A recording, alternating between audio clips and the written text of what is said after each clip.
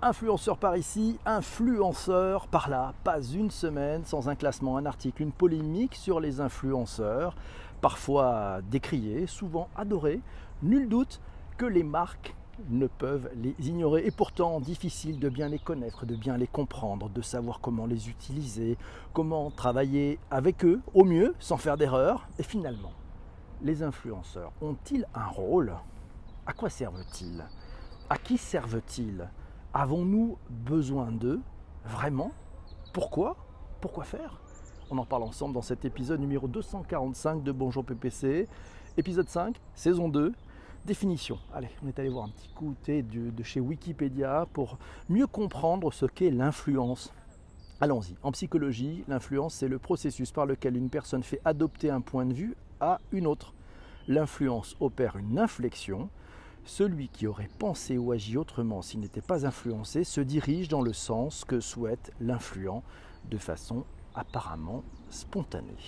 Cette notion d'influence, elle peut recouvrir deux choses, aussi bien des phénomènes de persuasion, la personne A convainc la personne B de la vérité d'une proposition X ou d'une valeur Y, ou encore il le persuade d'adopter le comportement Z. Et le deuxième point, sont aussi des phénomènes d'imitation. On va en parler de ces influenceurs qui peut-être nous amènent à les imiter ou nos enfants à les imiter. C'est Roi du commerce qui a tiré en premier. Alors il nous dit qu'est-ce qu'un influenceur? Est-ce celui qui produit du contenu ou celui qui n'est simplement qu'un relais ayant une audience dite qualifiée pour un message? Un homme ou une femme sandwich à l'ère d'Instagram et ses produits de dropshipping sponsorisés. Il y en a qui suivent les émissions. L'épisode sur le dropshipping est disponible sur les plateformes de balado diffusion, comme on dit. Bonjour à Virginie qui vient de nous rejoindre, ainsi qu'à Jean-Emmanuel et Yves de Québec. C'est maître Fabienne Magnan qui le tweet. Qu'est-ce qu'un influenceur? Elle pense que perso sur Instagram, les influenceurs mode par exemple, me donnent une impression d'uniformité, même vêtements, même chaussures, qui ne m'attirent pas. Voilà, ça n'est pas influencé par les influenceurs mode. Et c'est Stéphane qui a tweeté, qui dit « Bigre, diante, mortel ». Voilà une question dont la réponse n'est pas aussi simple qu'un simple les influenceurs ne servent à rien. Et oui, c'est vrai, c'est pas si simple que ça. Ils servent à quelque chose. On va d'ailleurs en parler. C'est Cécile qui nous dit influencer, être acteur des tendances, fédérer autour de soi une communauté qui suivra, partagera conseils et idées. Pour Cécile, ce n'est pas que business, mais c'est aussi politique. Intéressant. Shadia nous dit qu'un influenceur se distingue par son expertise, par sa crédibilité, par sa personnalité engageante, par sa sincérité, par ses valeurs, et puis par des qualités nécessaires à établir un partage d'opinions objectif et constructif, orientant le choix ou la réflexion. Elle trouve le sujet super intéressant. Merci Shadia, c'est cool. Et bonjour. Et Fabienne est dans la place. Bonjour à Fabienne. On a tous un caractère différent, plus ou moins facilement influençable. C'est notre amie Virginie qui nous dit ça, et Delphine qui continue en disant ces influenceurs servent des stratégies marketing aussi. Et oui, merci Laura pour ce retweet et ces 4 lettres qui nous dit influence, subir ou être acteur. Alors c'est Alexandre qui le dit. Un influenceur engage sa communauté autour de sujets qui lui tiennent à cœur ou sur lesquels il est spécialisé. Il se distingue des marques ou de ses concurrents grâce à son authenticité qui le rend unique. Chouette témoignage, les enjeux. Tiens, un tweet de Fadous, oui, comme d'influence, pas d'aide. Elle nous signale qu'effectivement une définition de Jean-Denis Garot sur influenceur, un individu qui a une pensée, qui porte une réflexion, parfois fait une veille, en ressort quelque chose de structuré et contextualisé qu'il partage, il influence tout naturellement. Merci beaucoup Christiane pour ce retweet, et c'est Sandrine qui nous le précise d'ailleurs que Jean-Denis, le président de CIMT, il a participé à plusieurs événements autour des influenceurs et d'un livre blanc. D'ailleurs ce livre blanc, Marketing d'influence, le nouveau média de proximité, je vous ai mis le lien dans les notes de bas d'épisode que vous retrouverez sur vos principales plateformes de balado diffusion. C'est sur faber-content.com.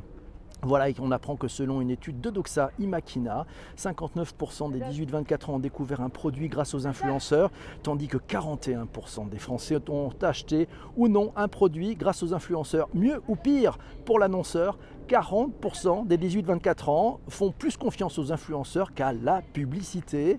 Ah ben voilà, qu'est-ce qu'on peut tirer? C'est qu'en déléguant une partie de la promotion, c'est ce qu'on apprend sur ce site, en déléguant une partie de la promotion de ces produits et des influenceurs, les marques tentent de regagner deux territoires perdus, celui de l'attention et celui de la confiance. Sur le versant de l'attention, l'atomisation des canaux et la fragmentation des audiences ont créé un nouveau combat. Ce nouveau combat, il passe simple aujourd'hui pour les marques, celui de capter l'attention d'un public avec la contrainte d'une perte de confiance accrue dans le discours de la marque, que ce soit au travers de la publicité ou de tout marketing intrusif. Et oui, il y a du monde ici, ça court. Bonjour à la room, bonjour à vous tous, merci Vincent. Alors Vincent, il dit c'est ce travail qui fait la différence, parce que tout le monde est influenceur, mais certains le travaillent pour augmenter leur audience. C'est Jean-François qui nous le signale sur Twitter. L'influenceur doit dénicher les signaux faibles, avoir une lecture avancée de l'actualité et du monde de demain. Il doit savoir informer sans se laisser manipuler et se poser souvent la question du why. Eh oui, FOMO, Fear of Missing Out, à coup sûr, la peur de rater l'information, et parfois le Fear of Better Option, la peur de faire face, effectivement, de rater face à la multiplication des possibles. Jean-François nous signale aussi que l'influenceur n'est pas un marketeur, mais il peut apporter sa pierre pour défendre un produit, un projet, une cause. Et de continuer, l'influenceur n'est pas un leader d'opinion du digital, mais un agitateur de pensée et pas que digital. Bien vu, bonjour à la Sandra qui vient de nous rejoindre, bienvenue à toi. Et Virginie qui nous dit la crédibilité est délicate à gérer quand on est rémunéré. Ah oui, des influenceurs sportifs à côté de PPC, tout à fait, vous l'entendez, les bruitages, on n'hésite vraiment à rien dans cette nouvelle version du podcast. Et on remercie, alors c'est Gator qui nous dit, on remercie les influenceurs d'augmenter le consumérisme. Et Isabelle à Team Strasbourg est dans la place. Cultureuse nous dit, moi j'aime bien les books influenceurs. On peut partager ses goûts et influencer de l'intelligence. C'est pas mal, merci Isabelle. Les influenceurs, nous dit Jean-Emmanuel, c'est un peu comme la ruée vers l'or. Premier arrivé, premier servi, à chacun son matériel, et quoi de mieux que l'autoproclamé pour flatter son ego. Copie en tout genre, nous dit Jean-Emmanuel, mais l'original existe déjà, reste le succès d'estime. Mais voilà, il continue, il nous dit à la candeur du premier regard succède l'œil averti, à la recherche de l'inédit. Merci Delphine pour le retweet. Passer la bonne info est à la portée de chacun. Il en reste aujourd'hui une fascination lessivée au superficiel, des lieux instagrammables comme réponse pour flatter l'ego. Toi aussi, sois un influenceur, le temps d'un Insta. Sur la durée, ça la donnera quoi? Nous pose comme question Jean-Emmanuel. Wait or be, become. Voilà, merci beaucoup. C'est Laurent, si sur Twitter nous dit à tourner en rond, de moins en moins de contenus originaux et pertinents, de plus en plus de curation et de retweets. Voilà à quoi servent les influenceurs. Et c'est Maud qui nous dit non, en B2B, en apportant une expertise fiable, en écoutant et retransmettant les signaux forts ou faibles, en créant du lien, les influenceurs mobilisent leur réseau comme caisse de résonance. Et oui, c'est bien juste tout ça. Et au Québec, nous dit Yves, beaucoup de gens de YouTube sont des influenceurs. Bye bye Cécile, on se retrouvera demain. Sinon, tiens, c'est un tweet de T2S Conseil qui a mis un tweet dans la conversation sur Twitter. Vous le savez, on lance aussi la conversation un peu avant le podcast, une journée avant, ce qui vous permet de vous exprimer si vous ne pouvez pas être là pendant le direct. On apprend que T2S Conseil nous dit que si c'est les influenceurs idéologiques type Twitter et Facebook, ils font avancer le débat et les idées. Les trolls l'ont compris, bien sûr, et si les influenceurs marchands type Instagram, ils tuent un peu la création, la réflexion dans la communication. Finalement, on se décharge de tout effort marketing, voilà, sur des influenceurs et leurs followers. En même temps, les marques contrôlent moins leur communication car elles sont tributaires du comportement de l'influenceur lambda qu'on ne maîtrise pas. Voilà la vie. Merci de T2S Conseil, merci. Et c'est Fabrice qui nous dit à combler le manque de désir envers les marques, le manque d'informations sur les produits et donner de la visibilité. Voilà à quoi servent les influenceurs. C'est peut-être un peu péremptoire, mais il fait court. Et merci beaucoup Fabrice. À toutes fins utiles, il a écrit une bafouille. Je vous mets les liens dans les notes de l'épisode. Très intéressant, exactement.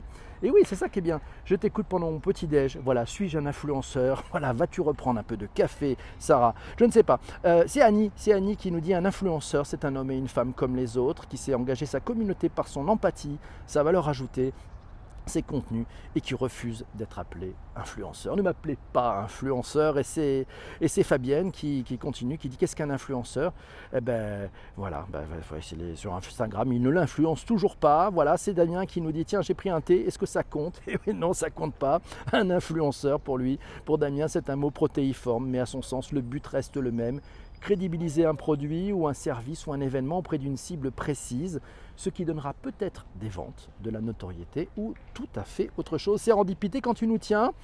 Et c'est Maud qui dit bah oui, les influenceurs, ce sont des créateurs de contenu au fond et à la forme qualitatif et inspirant. Ah oui, Fabrice continue en disant finalement, est influenceur la personne qui est reconnue comme telle? Non, ouais, que ce soit par 10 personnes ou par 2 millions, il est curateur, producteur de contenu ou poseur, peu importe, seul l'effet vaut imprimature, ponctuelle ou pérenne. Et oui, nous sommes influençables. Et là, pas de débat. Merci Fabrice. Et c'est notre ami roi du commerce qui nous dit yes, personne ou persona, ce sont les gens qui décident. Moi, je suis le roi parce que la place était libre. J'ai dû influencer des hashtags à une époque. Je n'étais qu'un relais. Voilà, il nous recommande d'ailleurs de voir le documentaire Fire Festival et la dérive des influenceurs sur Netflix. Vous avez entendu parler de ça, c'est une énorme arnaque, voilà, d'un événement qui n'a jamais eu lieu, voilà, où les influenceurs se sont mouillés, ont touché beaucoup d'argent pour ça. On fait la pub et puis les gens qui ont acheté des places très chères pour pouvoir assister à ce festival qui n'a jamais eu lieu se sont retrouvés le bec dans l'eau. Il y a un énorme procès en ce moment. Le documentaire est passionnant. Merci beaucoup. Merci effectivement à Malice de l'avoir partagé. Les cas d'usage actuels. Alors c'est Isabelle qui nous dit qu'elle est souvent déçue par la qualité des contenus produits par les influenceurs. Et sauf à collaborer avec un influenceur vraiment expert qui soit en affinité avec les sujets, foi d'annonceur, nous dit Isabelle. Et de continuer en disant que la clé d'un partenariat réussi, c'est le centre d'intérêt partagé entre la marque et l'influenceur, sa crédibilité et son niveau d'expertise, le long terme versus le one shot, la qualité des contenus produits. Et oui, tout ça, oui, mieux vaut une petite audience qualifiée captive que de parler dans le vide. C'est bien vu ça, j'aime beaucoup. Une présentation riche et de qualité sur les mutations de l'influence, élaborée par l'agence Chemistry Agency.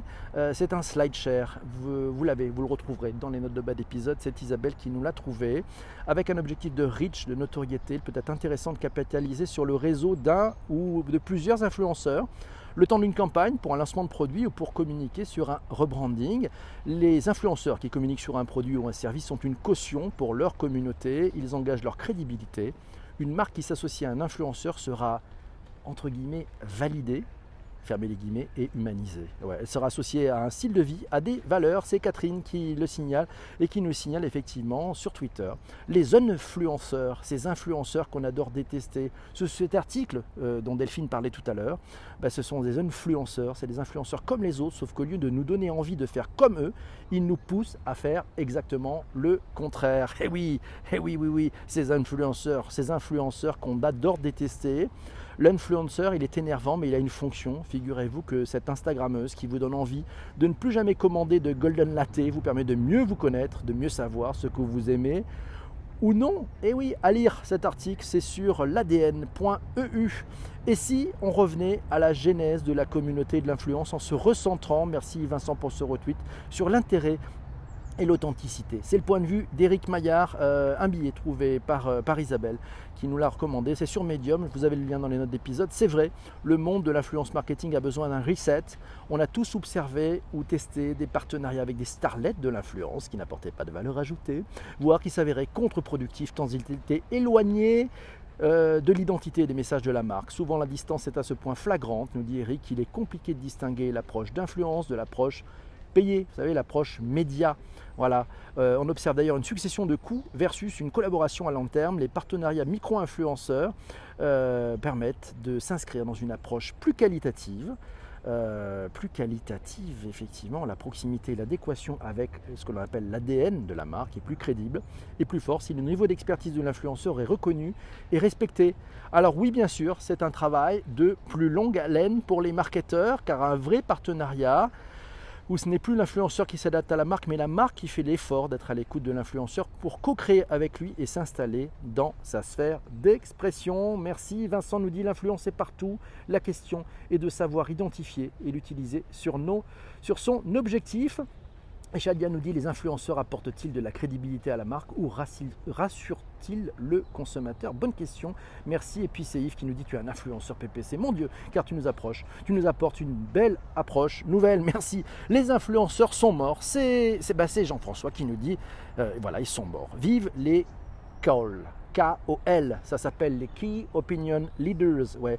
Un article trouvé dans stratégie.fr. Oui, c'est Natalia qui l'a tweeté ça. Cet article dans stratégie.fr nous apprend comme en Chine, les Key Opinion Leaders devraient prendre le pas sur les influenceurs. Ils sont moins portés sur les placements de produits hasardeux et l'achat de faux followers.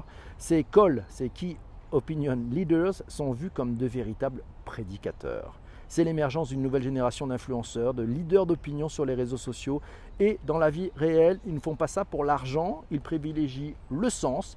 L'authenticité, c'est leur priorité, pas de fake. Ils sont aussi exigeants envers les marques qu'elles le sont envers eux. Le call, est-ce que le marketing devrait être authentique, crédible et inspirant? Peut-être qu'ils sont plus justes, c'est-à-dire que les marques sont peut-être dérivées, ont peut-être perdu cette authenticité. Parfois pensé à tort comme un synonyme d'influenceur, c'est en fait son successeur naturel. Retenez bien, on va sûrement parler du Key Opinion Leader. Il maîtrise tous les codes qui font du marketing d'influence et finalement, il répond tout simplement aux nouvelles exigences du marché. Tout va changer avec la suppression de l'affichage des likes. Ça pourrait peut-être bouger. Shadia pose la question, l'influenceur est-il forcément un fidèle consommateur de la marque ou juste un critique guidé? Ah, je pose la question et Mediacon nous dit les influenceurs sont les crieurs des temps modernes. Qui sait si c'est ça? Mes amis, cet épisode, oui, on va laisser la fin, le mot de la fin à Sarah qui nous dit influenceur. Un influenceur, c'est diabolique, c'est le nouveau nom du commercial, sauf que ça fait plus cool, nous dit Sarah. Non, on ne peut pas finir comme ça. Allez, le rôle de l'influenceur, je suis persuadé que ça a beaucoup de sens. Voilà, on se retrouvera. Vous retrouverez cet article avec les liens sur les plateformes de balado-diffusion, mais aussi sur le digitalpourtous.fr. Si vous ne connaissez pas le site, allez faire un tour, abonnez-vous, vous verrez, c'est plutôt très cool. Pour ceux qui sont dans le replay, on se retrouve demain matin pour un nouvel épisode et cet nouvel épisode sera sur le thème du support client sans service client. Ouais, incroyable, vous allez voir, c'est Corinne qui nous a proposé ça. Et pour les autres, restez avec moi pendant le live, on continue, on a plein de choses à se dire. À bientôt, ciao.